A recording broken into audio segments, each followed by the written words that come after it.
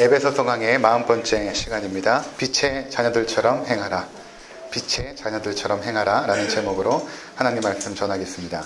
폴란드의 그 작가인 주제 사라마고라는 이 작가가 쓴 눈먼 자들의 도시라는 그 책은 노벨 문학상을 받았습니다. 영화로도 제작이 되어서 수년 전에 방영이 된 적이 있습니다. 이 작품이 그 노벨 문학상을 받은 데에는 그 인간 깊은 내면에 있는 그 잠재되어 있는 그 죄의 그 본성, 그런 타락함들을 아주 잘 표현한 데 있을 것입니다. 이야기는 이렇게 시작됩니다. 평범한 날 오후에 차를 운전하던 한 사람이 차도 위에 서 있습니다. 그리고 이제 파란불이 켜지면 가려고 하는데 가지 못하고 있는 것입니다. 갑자기 순간 자기 눈이 하얗게 변하는 그 백화 현상이 일어난 것이죠. 아무것도 보이지 않는 것입니다. 그냥 하얘진 것이죠. 그래서 그 사람을 차에서 내려서 이제 병원으로 데리고 가게 된 것입니다. 그 사람을 병원으로 데려간 그 사람도 전염이 된 것입니다. 순간적으로 눈앞이 하얗게 변하고 아무것도 보지 못하게 된 것이죠. 그리고 그 사람을 진료했던 의사도 똑같은 현상이 생긴 것입니다. 그러면서 그 도시 안에 그러한 전염병이 순간적으로 온 도시를 뒤덮게 된 것입니다. 그래서 정부는 그 눈이 먼 사람들을 다 수용소로 이제 데려가게 되죠. 그 수용소에서 생활을 하게 되고, 그리고 그 수용소로 가게 될 때 그 병원의 그 의사, 그 아내는 전염이 되지 않았습니다. 그런데도 그 남편을 따라서 트럭에 올라타고 수용소로 이제 가게 되죠. 그리고 오직 한 사람만, 그 눈을 뜬 그 의사의 부인만이 그 수용소 안에서 일어나는 일들을 목격하게 됩니다. 그리고 그 안에는 다 보이지 않는 사람들만이 그 안에 수용소에 있게 된 것이죠. 여러분, 과연 그 수용소 안에서 어떠한 일이 일어났겠습니까? 아마 몇 년 전에도 이 대전에도 전염병 중에 그 뭐였죠? 메리스. 근데 저희도 그 예배를 못 드렸는데, 저희 집에서 예배 드릴 때 그 주에도 예배를 드리지 못했습니다. 저도 그때 을지병원에 가 있어가지고 저희도 한 주 동안 아내와 둘이 감금 아닌 감금을 당한 그런 일들이 있었는데, 그때 여러분 분위기 혹시 기억하십니까? 메르스가 있었을 때 그 분위기. 근데 이거는 그 정도가 아니라 아예 눈이 멀어버리는 이 정도의 전염성 있는 그 질병이 생겼을 때 아무것도 보이지 않는 그 수용소 안에서 펼쳐지는 그 모습들은 인간 내면 안에 있는 죄악들이 완전히 발가벗겨져서 드러나는 현상을 그 의사의 아내가 목격하게 된 것입니다. 거기에 들어온 사람들 중에는 뭐 종교인도 있고 또 정치인도 있고 지식인들도 있고 여러 종류의 사람들이 다 있죠. 그럼에도 불구하고 그 안에서는 온갖 난잡하고 온갖 더럽고 온갖 추잡스러운 죄의 진상들이 하나하나 드러나기 시작한 것입니다. 거기서 이 의사 안에는 이제 충격을 받는 것이죠. 근데 그러한 일들을 하는 사람들이 그냥 일반인들이었다라는 것입니다. 평범한 사람들. 그들이 아무것도 보이지 않는 그 캄캄한 어둠 속에 들어갔을 때 아무것도 보이지 않는 그 어둠 속에서 그들 안에 있는 그 죄악의 그 진상들이 하나하나 폭로가 된 것이죠.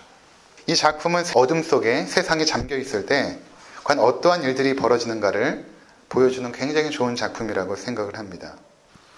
그럼 이러한 그 작품 속에 그 눈먼 자들의 도시, 그 어둠의 도시는 과연 가상의 세상일까요? 그냥 작품 속에서만 나타나는 그런 가상의 세상일까요? 그렇지 않습니다. 제가 그 영화를 보고 또 책을 보고 나서 첫 번째로 느꼈던 것은 지금 우리가 살아가는 이 세상이 바로 어둠 속에 살아가는 세상이라는 것입니다. 특별히 여러분, 인터넷을 생각해 보십시오. 우리가 매일 접속하는 인터넷, 핸드폰을 열어서 접속하는 그 모든 인터넷 세상, 서로를 확인할 수 없죠. 내가 누구인지 확인할 수 없습니다. 상대방은 눈먼 자들의 도시인 것이죠.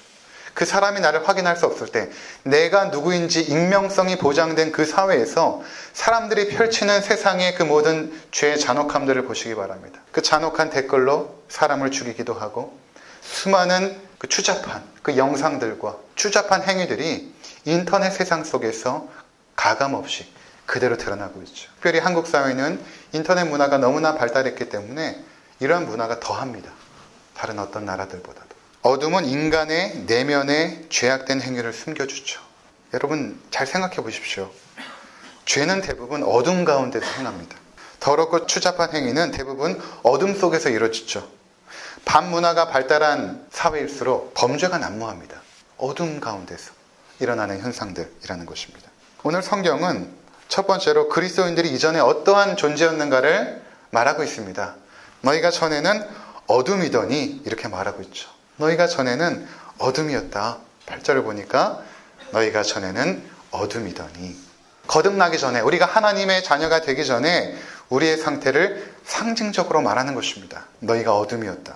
여기서 주목할 것은 우리의 존재가 어둠과 같았다 라고 말하지 않고 어둠 그 자체였다. 너희는 어둠이었다. 이렇게 말하고 있는 것입니다. 어둠은 자신의 어둠을 인식하지 못합니다. 자신이 얼마만큼 부끄러운 존재인지를 인식하지를 못합니다. 이게 어둠입니다. 우리의 상태가 얼마만큼 죄로 인하여 타락하고 더럽혀졌는지를 모릅니다. 빛이 비추기 전까지는 말입니다. 어둠은 모든 죄와 더러움을 은폐해버리죠. 근데 이러한 세상 가운데, 이런 어둠의 세상 가운데 빛이 비춘 것입니다. 그 빛은 바로 예수 그리스도이시죠. 빛은 하나님의 본성이라고 성경은 말하고 있습니다. 요한일서 1장 5절에 보면 하나님은 빛이시라. 그에게는 어둠이 조금도 없으십니다. 이렇게 말씀하고 있습니다. 하나님은 빛이십니다.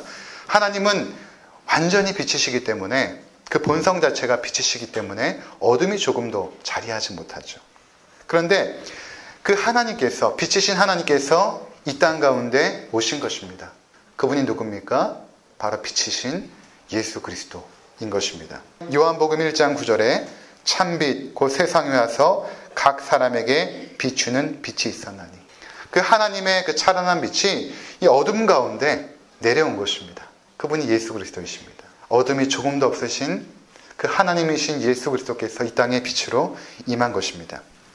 참빛이신 예수 그리스도께서 어둠 가운데 있는 세상에 오시자 드디어는 어둠이 자신의 어둠을 인식하기 시작합니다. 어둠 가운데 우리가 있을 때는 전혀 우리의 어둠을 인식하지 못했는데 그 참빛, 그 하나님의 빛인 예수 그리스도께서 이 땅에 오시자 이 어둠이 점점 발각되고 폭로되기 시작한 것입니다. 여러분, 예수님께서 빛으로 우리 가운데 임하실 때 첫 번째 나타난 현상이 무엇인 줄 아십니까? 여러분의 인생의 삶 속에서 어둠 가운데 살 때에 예수님께서 여러분을 찾아가셨을 때 첫 번째 그 현상, 그것이 무엇입니까? 빛이 우리 가운데 들어온 것입니다. 빛이 우리 어둠 가운데 비치자 내가 죄인됨을 깨닫게 된 것입니다. 그러니까 예수님께서 인격적으로 나를 찾아오셨을 때 첫 번째 현상은 무엇인가 하면 나의 죄됨을 인식하는 것입니다. 이전까지는 보지 못했어요. 이전까지는 내가 그렇게 더럽고 추악한 죄인인지 몰랐다가 주님께서 우리 가운데 빛을 비추시면 나의 더러움이 보이기 시작합니다. 마치 아담과 하와가 범죄하고 난 이후에 자신의 벌거벗음을 깨달은 것처럼, 그 수치심을 깨달은 것처럼 하나님의 빛이 예수 그리스도를 통해 우리 가운데 비추자마자 우리의 더럽고 우리의 추악한 모습들, 그것들이 깨달아진 것입니다. 빛이신 주님께서 찾아오신 것입니다. 시편 32편에서는 다윗이 그 죄악 가운데, 어둠 가운데 있을 때 그 하나님의 찬란한 빛이 자신에게 비추자 어떠한 일을 겪었는지를 이렇게 고백하고 있습니다. 우리 잠깐 보고 오도록 하겠습니다. 시편 32편입니다. 허물의 사함을 받고 자신의 죄가 가려진 자는 복이 있도다. 마음에 간사함이 없고 여호와께 정죄를 당하지 아니하는 자는 복이 있도다. 내가 일부 열지 아니할 때에 종일 신음함으로 내 뼈가 쇠하였도다. 주의 손이 주야로 나를 누르시오니 내 진액이 빠져서 여름 가뭄에 마른같이 되었나이다. 셀라. 내가 이르기를 내 허물을 여호와께 자복하리라 하고 주께 내 죄를 아뢰고 내 죄악을 숨기지 아니하였더니 곧 주께서 내 죄악을 사하셨나이다. 셀라. 자, 여기 보면 허물의 사함을 받고 자신의 죄가 가려진 자는 복이 있도다. 마음에 간사함이 없고 여호와께 정죄를 당하지 아니하는 자는 복이 있도다.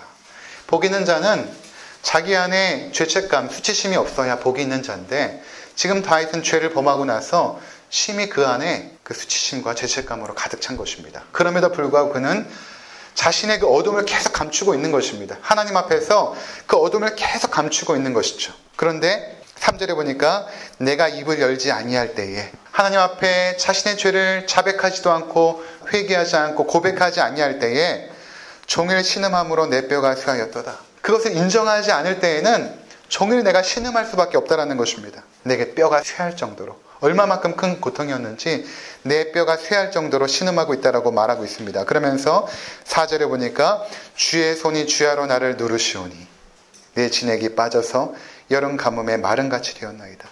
주의 손이 나를 짓누르는 것입니다.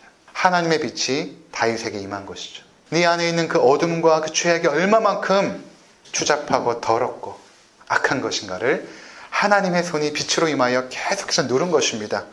그것이 얼마만큼 강력했냐면 내 진액이 빠져서, 내 골수에 있는 그 진액이 다 빠져서 여름 가뭄에 마른같이 되었다라고 말하고 있는 것입니다. 하나님의 빛이 우리 가운데 임하면 이러한 현상이 나타나는 것입니다. 우리의 죄악을 참을 수가 없는 것입니다. 나의 더러움을 견딜 수가 없는 것입니다. 그러면서 5절에 내가 이르기를 내 허물을 여호와께 자복하리라. 도무지 고백하지 않고는 견딜 수 없는 그 하나님의 빛 앞에서 이제는 내 허물을 여호와께 자복하리라 하고 주께 내 죄를 아뢰고 내 죄악을 숨기지 아니하였더니 곧 주께서 내 죄악을 사하셨나이다. 이렇게 말하고 있습니다.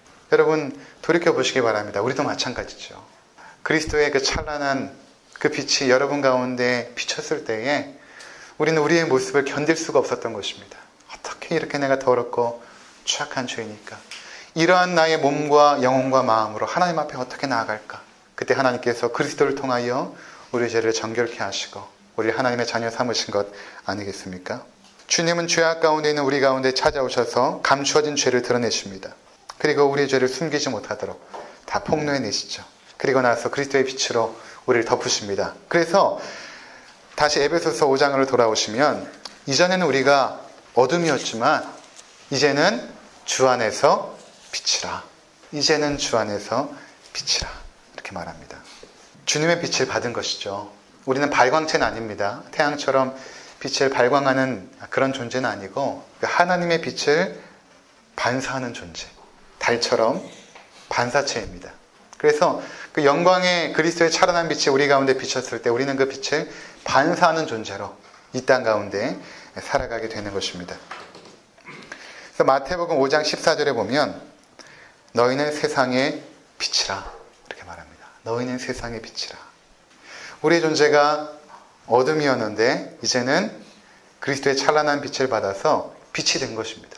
하나님의 영광의 빛을 반사하는 존재로 살게 된 것이죠. 이것이 우리를 창조했을 때의 모습 그대로를 회복시키는 하나님의 능력의 모습입니다. 우리가 하나님의 형상으로 지음받았을 때는 그 하나님의 그 형상을 이 땅 가운데 반사하는 존재, 반영하는 존재, 이 피조 세계 가운데 보여주는 존재, 하나님의 사랑을 이 땅 가운데 보여주고 하나님의 그 용서하심을 이 땅 가운데 보여주고 하나님의 은혜의 모습을 보여주고 하나님의 섬김을 보여주고 하나님의 희생을 보여주는 그런 존재로 이 땅 가운데 살았거든요. 근데 어둠 가운데 있을 때는 그러한 모습이 우리 가운데 있을 수가 없는 것이죠. 근데 빛이 비추자 그 모습이 회복이 된 것입니다. 이제 하나님의 사랑도 받고 그분의 용서하심도 받고 그분의 섬김도 받고 그래서 우리가 이 땅 가운데 그분의 빛을 반사하는 존재로 너는 세상의 빛이라 이렇게 말씀하시는 것입니다. 그러면서 이 이후의 에베소서 말씀은 너희가 이제 빛이기 때문에 그 정체성에 합당하게 행하라 이렇게 말하고 있는 것입니다. 주 안에서 너희가 빛이기 때문에 빛의 자녀들처럼 행하라 이렇게 말합니다. 너희 정체성이 빛이다. 빛의 자녀들처럼 행하라. 그러면서 세 가지의 그 행함의 원칙을 제시하고 있습니다. 첫 번째가 무엇인가 하면 착함입니다. 첫 번째는 바로 착함입니다. 착함. 두 번째는 의로움. 세 번째는 진실함. 이것이 우리가 가진 빛의 존재로서 이 땅 가운데 행할 때에 가져야 될 행함의 원칙이 되는 것입니다. 착함과 의로움과 진실함. 그런데 우리가 착함 이렇게 생각하면 뭐 착한 행위를 많이 하라는 것인가? 그것이 아니라 이 착함이라는 그 어원적인 의미를 살펴보면 영어로는 굿니스거든요. 굿니스. 선함이라는 의미가 있습니다. 그러니까 하나님의 선함, 하나님의 착함은 맨 처음에 성경에서 어떻게 선포되냐면 이렇게 선포됩니다. 하나님께서 빛이 있으라 하시니 빛이 있었더라. 하나님 보시기에 좋았더라. 하나님 보시기에 좋았더라 할 때 그 좋다라는 것이 굿이라는 단어이고 원어로는 토브라는 단어입니다. 하나님 보시기에 선하더라. 좋았더라. 즉 착함이라는 의미는 무엇인가 하면 하나님 보시기에 선한 행위가 되는 것입니다. 우리가 어떤 의로운 행위를 막 쌓아가는 것이 아니라 하나님 보실 때에 선한 것. 하나님께서 빛이 있으라. 궁창이 있으라, 땅이 있으라 하셨을 때 그 말씀대로 되어졌을 때에 그것을 하나님은 선하다 이렇게 보신 것처럼 우리가 이 땅 가운데 착함이라는 것은 굿니스, 선함이라는 것은 하나님 보시기에 좋은 상태로 있는 것입니다. 하나님 보시기에 선한 행위를 하는 것입니다. 반면에 악함이란 무엇일까요? 악함. 그것은 반대로 내가 보기에 좋은 대로 행하는 것을 성경은 악함이라고 말하고 있습니다. 내가 보기에 좋은 대로. 이것을 사사기에서 정확하게 보여주고 있거든요. 창세기 1장에 하나님께서 모든 만물을 창조하시고 인간을 창조하셨을 때, 특별히 인간을 창조하셨을 때는 하나님 보시기에 그냥 좋은 것도 아니고 심히 좋았더라. 심히 좋았더라. 이렇게 말씀하시거든요. 그런데 사사기에 가면, 사사기에 우리 함께 나눴지만 정말 그 추악하고 난잡한 죄들이 벌어지지 않습니까? 한 가지 예를 들면 이런 일이 있었습니다. 사사기에 등장하는 사건 중에 한 레위인이 처불었죠. 레위인은 하나님 앞에 제사 업무를 감당하는 구별된 존재인데 첩을 얻었다는 것 자체가 충격적인 일입니다. 근데 첩을 얻었는데 그 첩이 도망을 갑니다. 뭔가 이 레위인에게 문제가 있었던 것이죠. 도망을 가서 자기 아버지 집에 가서 있게 되는데 거기서 그 동네 남성들로부터 집단으로 윤관을 당합니다. 그리고 이제 이 레위인이 그 첩인 그 아내를 찾으러 왔는데 이미 윤관을 당해가지고 아침에 그 문 앞에 엎드려져 있는 것입니다. 그러면 이 레위인이 어떻게든 이 여인을 살려야 되는데 살리지 않고 그냥 자기의 그 나귀에 태워가지고 집으로 데려갑니다. 집으로 데려가서 이 첩을 12토막을 냅니다. 그리고 12토막 낸 그 시신을 각 지파에게 보내게 되죠. 여러분 성경이 어떻게 이렇게 끔찍한 일을 기록했을까? 성경은 인간의 죄악을 숨김없이 낱낱이 폭로해냅니다. 그러면서 사사기 맨 마지막 장 마지막 절에 왜 사사시대에 이러한 일이 벌어졌는지를 아주 간단하게 요약하여 이렇게 말하고 있습니다. 사사기 21장 한번 보도록 하겠습니다. 사사기 21장 25절 구약성경 402쪽에 있습니다. 그때에 이스라엘에 왕이 없으므로 사람이 각기 자기의 소견에 옳은 대로 행하였더라. 아멘. 이스라엘의 왕은 하나님이신데 그들이 하나님의 왕 되심을 인정하지 않았죠. 인정하지 않고 어떻게 살았냐 하면 각자가 자기의 소견에 옳은 대로 하나님 보시기에 선한 대로 행한 것이 아니라 자기 눈에 보기에 선한 대로 자기 보기에 옳은 대로 행한 것입니다. 그런데 우리의 마음의 심령은 부패했기 때문에 우리가 옳은 대로 행하는 것은 다 악합니다. 그 악한 사회가 결국에는 이런 끔찍한 사사시대를 낳은 것입니다. 오늘날 어떻습니까? 오늘날 사사시대보다 더 악하죠. 더 악합니다. 그럼 왜 이렇게 악한 시대가 되었는가? 사람들이 하나님의 선함을 추구하지 않는다는 것입니다. 각자 자기 소견에 옳은 대로 행하죠.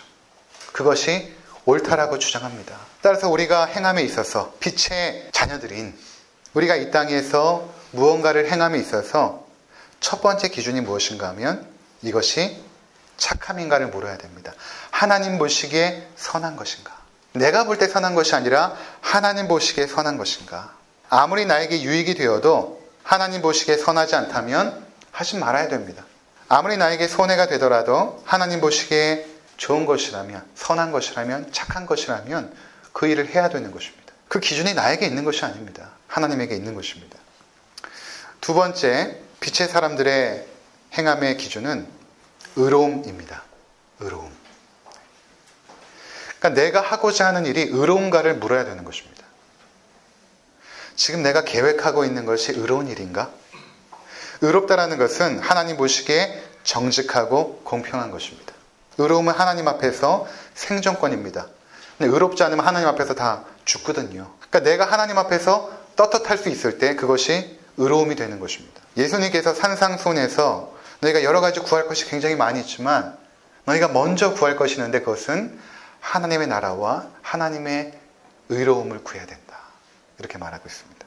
그러니까 나의 유익과 내가 원하는 것, 내가 바라고 기대하는 것을 먼저 추구하는 것이 하나님의 사람들이 아닙니다. 먼저 하나님의 사람들이 추구하는 것은 이것이 의로운 것인가? 이것을 먼저 추구하라는 것입니다. 하나님 보실 때 정직한 것, 정의로운 것, 공평한 것을 먼저 추구해야 됩니다. 이것이 빛의 열매입니다. 그러니까 빛의 자녀들이 이 땅에서 마땅히 보여줘야 될 삶의 모습, 그것은 의로움이라는 것입니다. 탁월한 신앙인들만, 교회 영적 리더들만 그렇게 살아가는 것이 아니라 모든 성도들은 다 그리스도의 빛을 받았기 때문에 우리 삶 가운데 의로운 행위를 해야 된다라고 성경은 말하고 있는 것입니다. 세 번째 기준은 무엇인가 하면 진실함입니다. 진실함. 학자들은 이 진실함이란 이런 성격이 있다라고 말합니다. 첫 번째, 진실한 것은 불변해야 됩니다. 시간이 지나도 불변해야 됩니다. 환경이 바뀌어도 불변해야 됩니다. 진실한 것이죠. 또 확고해야 됩니다. 변함이 없이 확고해야 됩니다. 또 확실해야 됩니다. 또 신실해야 됩니다. 이것이 바로 진실함의 성격입니다. 그러니까 성도들의 행함의 기준은 진실해야 됩니다. 겉과 속이 다르면 안 되죠. 겉과 속이 다르고 나를 포장하거나 나를 과장하는 것은 진실한 것이 아닙니다. 그러니까 성도들은 포장하거나 과장해서는 안 됩니다. 진실해야 됩니다. 성경은 이것을 위선이라고 말하고 있죠. 가면을 썼다. 주어진 모습 그대로 우리가 살아갈 때 가장 안정되고 편안합니다. 있는 모습 그대로 살아가는 것입니다. 좀 부족하면 부족한 대로, 연약하면 연약한 대로 그대로 살아가는 것입니다. 뿐만 아니라 우리 자신이 진실해야 될 뿐만 아니라 진실함을 추구하라는 것입니다. 변하지 않는 것, 확고한 것, 확실한 것을 추구하라는 것입니다. 그러면 이 세상에 변하지 않는 것, 확실한 것, 확고한 것, 신실한 것, 어떤 것이 있겠습니까? 이 세상 가운데. 성경은 그 가운데 가장 대표적인 것을 이렇게 말하고 있습니다. 이사야 40장 8절에 보면 푸른 마르고 꽃은 시드나 우리 하나님의 말씀은 영원히 서리라. 세상의 모든 것들은 다 변하지만 우리의 건강도 쇠하고 우리의 아름다움도 쇠하고 그렇지 않습니까? 시간이 지나면 다 변하죠. 우리가 가지고 있는 물질도 없어지고 우리 곁에 있었던 사랑하는 자녀들도 우리 곁을 떠나고 다 변합니다. 모든 것들은 다 변하지만 하나님의 말씀은 영원히 서리라. 베드로전서 1장 25절 그러므로 모든 육체는 풀과 같고 모든 영광은 풀의 꽃과 같으니 푸른 마르고 꽃은 떨어지되 오직 주의 말씀은 세세토록 있도다. 영원한 것, 진실한 것은 바로 하나님 말씀이라고 성경은 말하고 있죠.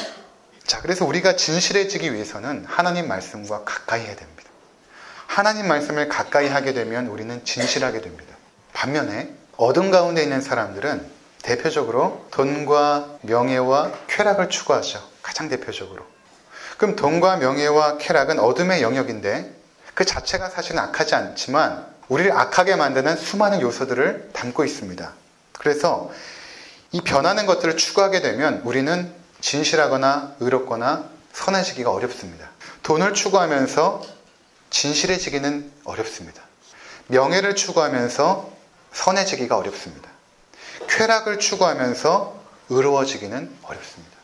그러니까 하나님의 말씀을 추구하고 그 말씀을 가까이 하는 자들은 그 말씀이 진실하고 영원하기 때문에 점점 진실해지고 의로워지고 거룩해지는데 그것이 아니라 세상의 사람들이 추구하는 그 가치들을 눈에 보이는 그 가치들을 추구하다 보면 우리들은 진실해지기도 어렵고 의로워지기도 어렵고 선해지기도 어렵습니다. 지난 세미나에서 들은 말씀인데 제가 존경하는 돈 카슨이라는 목사님이 계신데 그 목사님도 이미 나이가 70이 넘은 교수님이시죠. 학자입니다. 자신이 굉장히 존경했던 교수님이 계셨답니다. 세계적으로 탁월해서 학자였는데 보통 이렇게 학자들이나 세상에서 존경을 받았던 사람들이 이렇게 나이가 들거나 그렇게 되면 좀 경직되고 또 자신의 생각에 갇혀서 또 고집도 있게 되고 그러기 쉽지 않습니까? 이 돈 카슨 목사님이 존경했던 학자는 굉장히 겸손하시고 온유하시고 젊었을 때의 그 모습, 그 신실함의 모습을 계속해서 유지하더랍니다. 그래서 돌아가시기 전에 찾아가서 한번 물어봤답니다. 교수님 어떻게 나이가 이렇게 들으시고 그랬음에도 불구하고 여전히 겸손하시고 여전히 온유하시고 어떻게 그렇게 할 수 있습니까? 그렇게 질문했더니 그 교수님이 하시는 말씀이 내가 항상 십자가 옆에 서 있는데 어떻게 교만할 수 있습니까? 이렇게 대답을 했답니다. 그러니까 늘 하나님의 말씀을 가까이 하면서 그 십자가의 능력의 그 복음이 내 곁에 있으니까 그 십자가 옆에서 우리가 어떻게 과연 교만할 수 있는가? 그러니까 우리가 교만하거나 강팍하거나 고집이 세지거나 점점 그렇게 되는 가장 중요한 이유는 세상에 보여지는 것들을 추구한다라는 증거가 되는 것입니다. 하나님의 말씀, 그 진실함을 추구하는 것이 아니라 돈과 명예와 쾌락을 추구하다 보면 사람은 점점 고집스러워지고 악해지고 교만해지기 쉽습니다. 자, 추가적으로 네 번째 기준입니다. 네 번째 기준은 10절에 보시면 에베소서 5장 10절에 주님을 기쁘시게 하는 일을 행해야 됩니다. 함께 읽도록 하겠습니다. 시작. 주를 기쁘시게 할 것이 무엇인가 시험하여 보라. 네. 자, 시험하여 보라 라고 말하죠. 이 시험하다 라는 것은 영어는 테스트라는 단어인데 입증하다, 드러내 보이다 라는 의미가 있습니다. 과학자들이 어떤 이론을 확립하기 위해서 계속 실험을 하죠. 테스트를 합니다. 이 시험입니다. 시험을 하여서 그 이론을 드러내죠. 사람들에게. 이 본질이 이것입니다. 이런 원리가 있습니다. 라는 것을 드러내죠. 그때 사용하는 단어가 이 테스트입니다. 그러니까 지금 주를 기쁘시게 할 것이 무엇인가 시험하여 보라, 테스트해 보라 라는 것은 어떤 의미가 있습니까? 우리가 빛으로서 하나님의 자녀로서 그 빛의 열매, 의로움과 진실함과 그 거룩함, 삶을 살면서 주님께서 무엇을 기쁘시게 할까를 지속적으로 계속해서 살아내는 것입니다. 나를 기쁘게 하는 것이 아니라 내 주변 사람을 기쁘게 하는 것이 아니라 주님을 기쁘시게 하는 행실을 계속해서 반복적으로 보여주면서 하나님의 사람이 과연 어떠한 사람인가를 이 세상 가운데 드러내고 보여주라 라고 말하고 있는 것입니다. 빛은 감출 수가 없거든요. 드러내야 됩니다. 너희가 빛인가를 확증하고 드러내라 라는 것입니다. 그것이 무엇인가 하면 주를 기쁘시게 할 것이 무엇인가를 시험하여 보라 라는 의미가 되는 것입니다. 그래서 우리가 계획하고 진행하는 모든 일들, 어떤 결정을 하기 전에 여러분 이 기준을 적용해야 되는 것입니다. 주님께서 과연 기뻐하실 일인가? 나를 기쁘게 하는 일인가? 내 곁에 있는 사람을 기쁘게 하는 일인가? 아니면 주님을 기쁘시게 하는 일인가? 청년들은 이성교제를 할 때도 교제할 대상을 선택할 때 이 기준을 정해야 됩니다. 내가 만나는 저 상대방을 주님께서 과연 기뻐하실까? 이 교제 자체를 주님께서 기뻐하실까? 물어야 되는 것이죠. 직장을 선택할 때도 마찬가지입니다. 이 직장을 선택하는 것이 과연 주님께서 기뻐하실까? 돈을 좀 더 주는가? 복지가 어떤가? 이런 것은 아주 후차적인 것입니다. 첫 번째는 내가 이 직장에서 일하는 것을 주님께서 과연 기뻐하실까? 이것을 먼저 물어야 되는 것입니다. 수험생들은 진로를 결정할 때도 마찬가지죠. 이 학교, 이 학과를 선택하는 것을 과연 주님께서 기뻐하실까? 어떤 사업을 진행할 때 우리 성도님들이 이 사업을 하는 것을 과연 하나님께서 기뻐하실까를 물어야 되는 것입니다. 얼마만큼 수익을 창출할까가 아니라 주님께서 기뻐하실까? 전에 부목사로 사역할 때 제가 맡은 교구의 한 구역장님께서 자신의 아들을 청심국제고등학교에 보낸 것입니다. 청심국제고등학교 어딘지 아시는 분들은 이제 웃으시는데 통일교에서 운영하는 학교입니다. 탁월한 학교예요. 그 선생님들의 그 수준도 높습니다. 국제학교가 많이 있는데 왜 하필 그 통일교에서 운영하는 그 학교에 굳이 집어넣었을까? 주를 기쁘시게 하는 것이 아닙니다. 우리가 이렇게 빛의 열매를 나타내고 이런 어떠한 삶의 원칙대로 살아가게 되면 어떠한 결과가 일어나는가? 세상의 어둠이 폭로되고 그들도 빛 가운데로 나오게 됩니다. 에베소서 5장 13절, 에베소서 5장 13절 말씀. 그러나 책망을 받는 모든 것은 빛으로 말미암아 드러나나니 드러나는 것마다 빛이니라. 그렇죠. 우리가 빛으로 살아가게 되면 세상이 책망을 받죠. 우리가 그들을 책망한 것이 아닙니다. 너 그렇게 살면 안 돼. 너 그것은 거짓이야. 이렇게 한 것이 아니라 그냥 우리는 선하고 또 진실하고 의롭게 산 것입니다. 그냥 빛으로 그렇게 살은 거예요.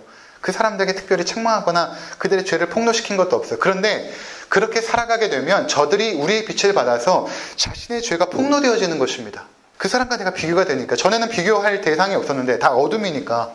근데 빛이 우리 가운데 다가오자 성도들 한 사람 한 사람의 빛인데 빛이 다가오자 그들이 책망을 받게 되어서 어떤 자들은 빛으로 나오게 된다는 것입니다. 우리가 빛으로 행하면 어둠 가운데 있는 사람들이 자신의 죄를 발각하고 인식하게 됩니다. 세상은 돈과 명예와 쾌락을 추구하기에 착함이나 의로움이나 진실함에는 관심이 없습니다. 그저 더 많은 수익을 창출하고 그것으로 인해서 내 입지가 올라가고 그러면 그 일을 추진하죠. 그때 누군가가 여러분 이 일은 아무리 많은 수익을 창출하고 우리 회사 입지가 올라갈지 몰라도 이것은 진실하지 않습니다. 이것은 거짓입니다. 이것은 의로운 일이 아닙니다. 라고 반대한다면 그 어둠 가운데 빛이 비춘 것입니다. 쉽지 않겠죠. 굉장히 큰 지혜가 필요할 것입니다. 어둠 가운데 빛으로 살아가는 성도들에게는 굉장한 지혜가 필요합니다. 주님께서도 너희가 뱀같이 지혜로워야 된다. 비둘기같이 순결함도 있어야 되지만 지혜로움도 있어야 됩니다. 지혜롭게 해야 되는 것입니다. 빛으로 드러날 때는. 이때 어둠 가운데 있던 세상 사람들의 반응은 두 가지로 나타날 것입니다. 첫 번째로는 자신의 어둠을 깨닫고 돌이키는 사람이 있을 것입니다. 그 가운데 내가 어둠이었구나. 저 빛에 저 사람의 저 행실을 보니까 내가 어둠이었구나 라고 깨닫고 빛으로 나오는 사람이 있습니다. 마태복음 5장 16절에 보면 이같이 너희 빛이 사람 앞에 비치게 하여 그들로 너희 착한 행실을 보고 하늘에 계신 너희 아버지께 영광을 돌리게 하라.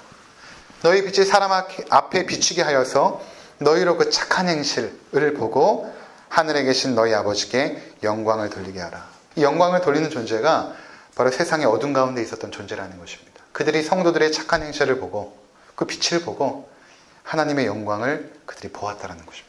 두 번째는 우리가 세상의 빛으로 살아가게 되면 그 빛을 꺼버리는 것입니다. 그 빛을 추방하는 것입니다.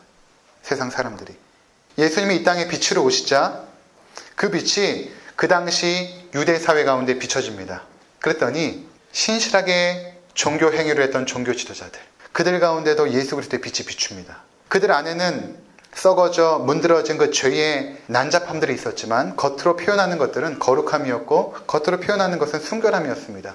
근데 주님께서는 그 마음까지도 빛으로 비추십니다. 너희가 살인한 것만 살인이 아니다. 네 마음 가운데 미움을 품었기 때문에 그 미움도 살인이다. 너희가 음욕한 것만 음욕이 아니라 여인을 보고 음탕한 생각을 한 그 생각조차도 너희는 간음이다. 그 안에 있는 그 죄악된 마음의 생각까지도 다 폭로해내십니다. 빛이신 예수 그리스도께서. 그러니까 그 당시 종교 지도자들이 어떻게 했습니까? 그 빛을 꺼버립니다. 그 빛을 죽입니다. 그래야만 내가 살 수 있기 때문에. 여러분 세상의 빛으로 드러나 보십시오. 세상 사람들이 여러분을 꺼버리려고 할 것입니다. 추방하려고 할 것입니다.